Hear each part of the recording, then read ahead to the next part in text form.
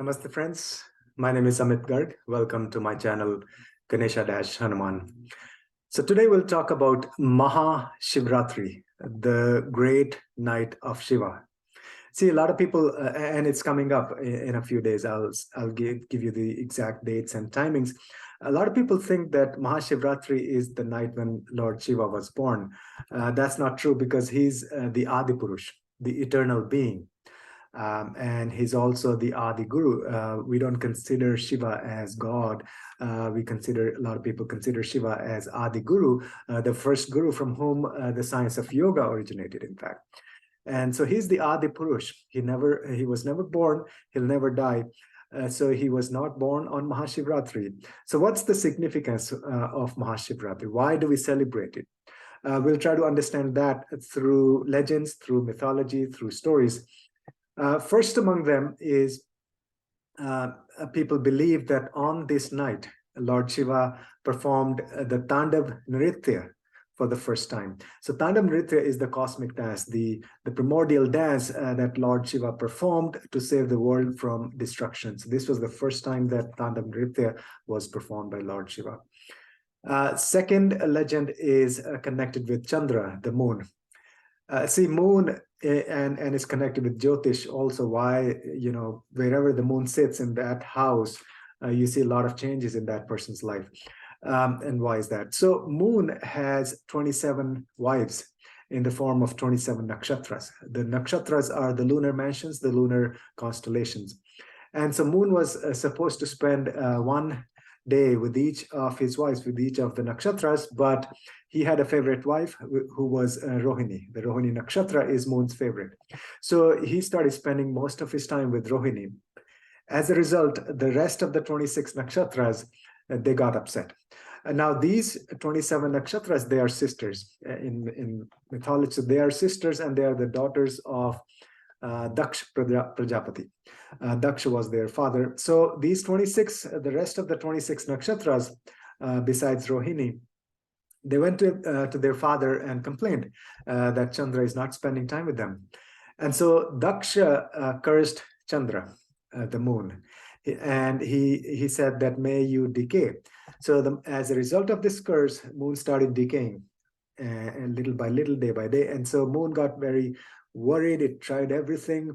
Nothing happened. Finally, he went to Lord Shiva, and Shiva said, you have to do a lot of tapasya, penance. And so he did a lot of Mahamrityunjay mantra, a lot of meditation and on Lord Shiva. And so finally, on the 14th lunar day of the waning phase, that's the day before the new moon, just the day before he was about to die. On that night, Lord Shiva picked up Chandra and put him on his forehead. So he saved him. Now, Lord Shiva couldn't take away the curse completely. What he said was, yes, you have to decay, but then I'll revive you and then you'll grow again. So it'll be a cycle, waxing and waning, waxing and waning. So that's why we see the phases of the moon. And it has a huge meaning as we look at the charts in Jyotish. So that's the second legend. The third one is, which is very, very common and most popular among all these legends, is on the night of Maha Shivaratri, Lord Shiva married goddess Parvati.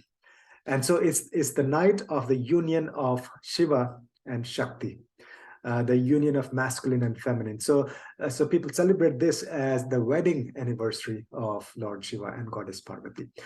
So in India, married couples, they fast on this day to bring happiness in their married life. And unmarried people, they actually fast so that they can get a good partner, just like Shiva and Parvati, right? The fourth one, another legend, is connected with Mount Kailash. So this is the night when they say Lord Shiva became Mount Kailash or united with Mount Kailash. So he did meditation for thousands of years. And then finally on this night, he became absolutely still. So this is the night of stillness. This is celebrated as Maha Shivaratri by a lot of yogis and ascetics as the night of stillness, the night of emptiness. And emptiness. So then another aspect of this is also the night when we celebrate darkness. or you can say emptiness. See, darkness, a lot of people think of darkness as something evil, but that's not the case. Darkness, it's all pervading, it's omnipresent. Darkness doesn't need any source. See, light needs a source. So wherever there is light, you have to have some source, like something has to burn off to give us the light, right? Even the sun is burning, and this hydrogen is burning into helium. So that's how we get the sunlight. But for darkness, you don't need any source. And darkness does not need any support. It's just there. So darkness is divine. In fact, in Hindu mythology, in Vedic mythology, the two biggest festivals, Diwali and Maha Shivaratri, both are celebrated on the dark days, dark nights, in fact.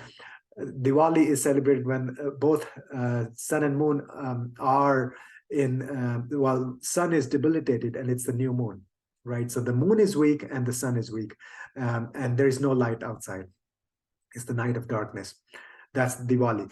Maha Shivaratri is when the moon is about to die, right? So it's the night of darkness. And so we have Shivaratri every month. That's the 14th lunar day of the waning phase, the night before the new moon. But during this time of the year, the months of February to March, we celebrate Maha Shivaratri.